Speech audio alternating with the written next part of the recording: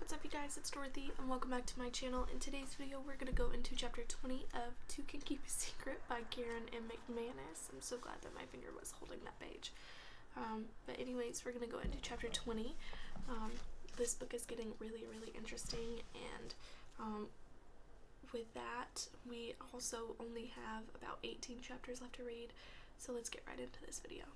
This video may contain sensitive topics and foul language. If you do not wish to continue, please click off the video now.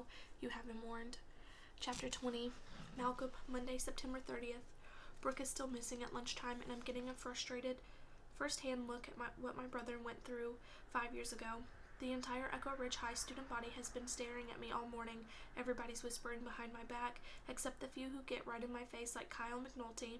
He and his sister Liz were all away all weekend visiting her friends at the University of Vermont, so nobody's interrogating him. Almost as soon as I walked into the hallway this morning, he grabbed my arm and slammed me against the locker bay. "If you did anything to Brooke, I will end you," he growled. I broke away and shoved him back. "Fuck you, McNulty."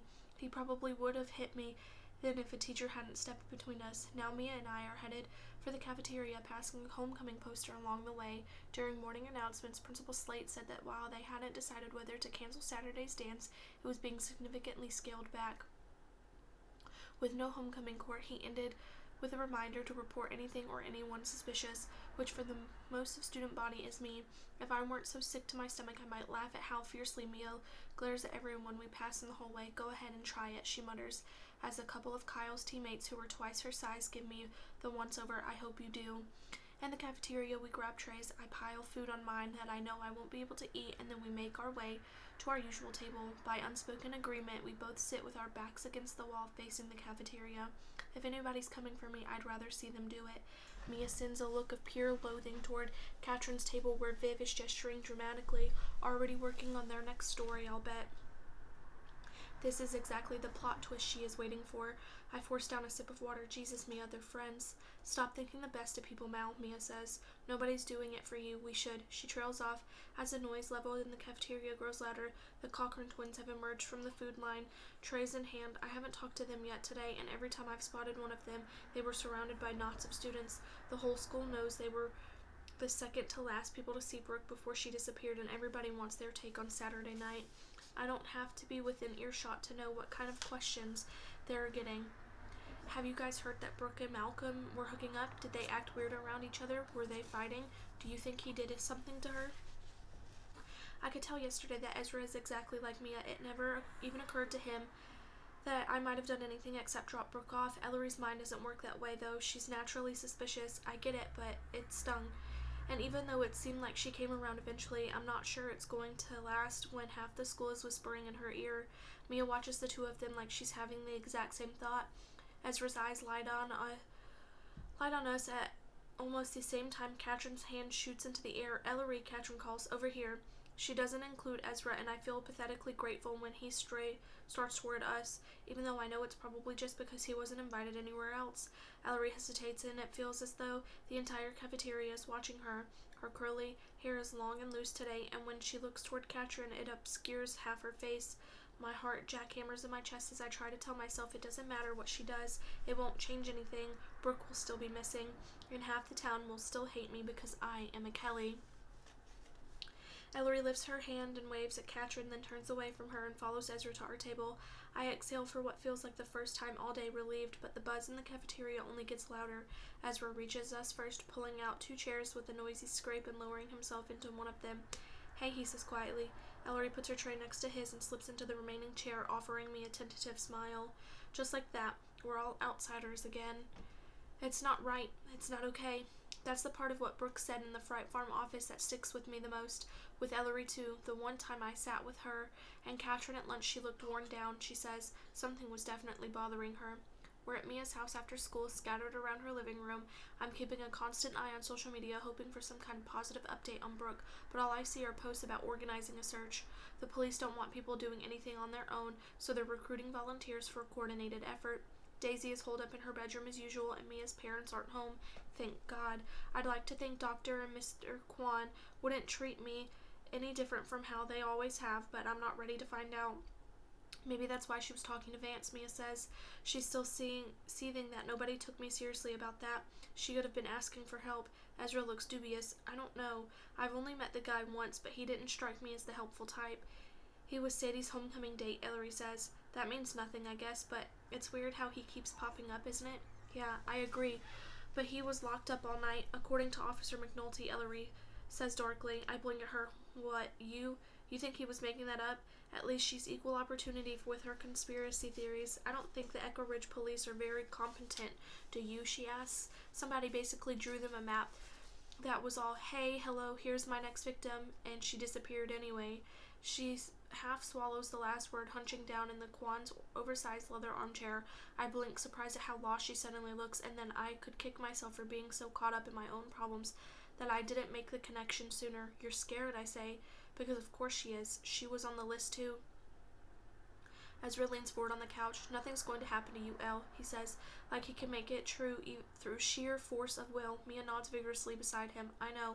Ellery hugs her knees to her chest and rests her chin on them. That's not how this works, right? It's only one girl. There's no reason to worry about me right now or Katrin, just Brooke. There's no way in hell I'm going to remind her that we don't have a clue how any of this works. We can worry about all of you, but it'll be all right, Ellery.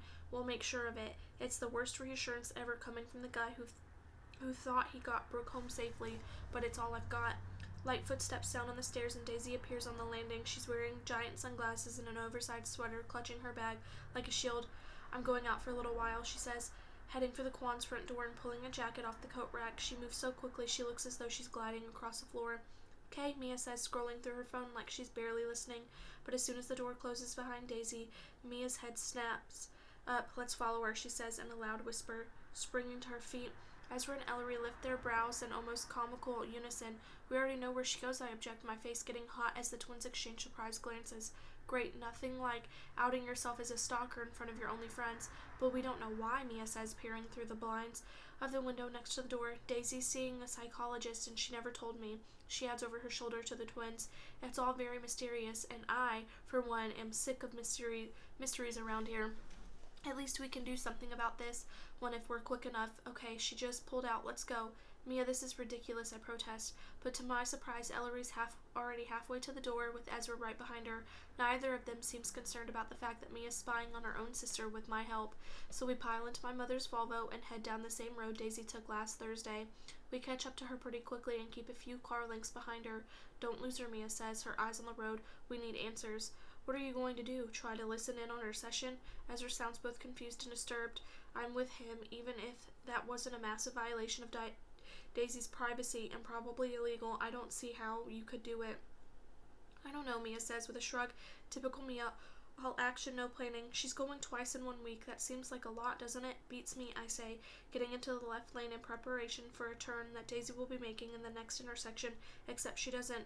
I swerve to stay straight, and the car behind me blares its horn as I run a yellow light. Smooth, Ezra notes. This is going well. Very stealthy. Mia frowns. Now where's she going? Gym, I guess? Starting to feel foolish shopping, but Daisy doesn't head downtown or toward the highway. That would take us to the nearest mall. She sticks to back roads until we pass Burkowski's Tavern and enter Salisbury, the next town over.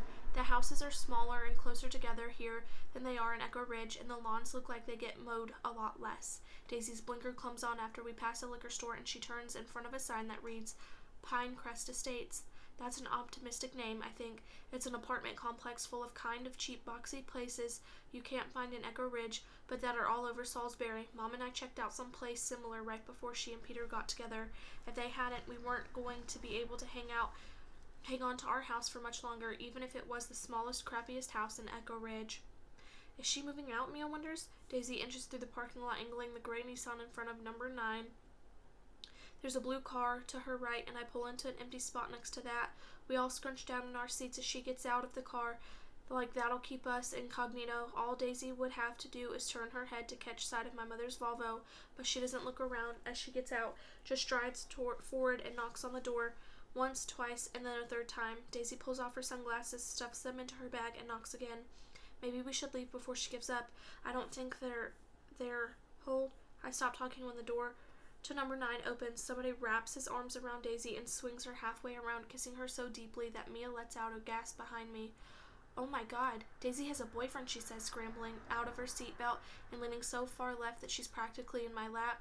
And here she's been so mopey McMoperson since she moved home. I did not see that coming. We're all craning our necks for a better view, but it's not until Daisy breaks away that I catch sight of who she's with, along with something I haven't seen in years. My brother grinning like his face is about to break before he pulls Daisy inside and shuts the door behind her. That is the end of chapter 20. I will see you guys in the next video. Bye!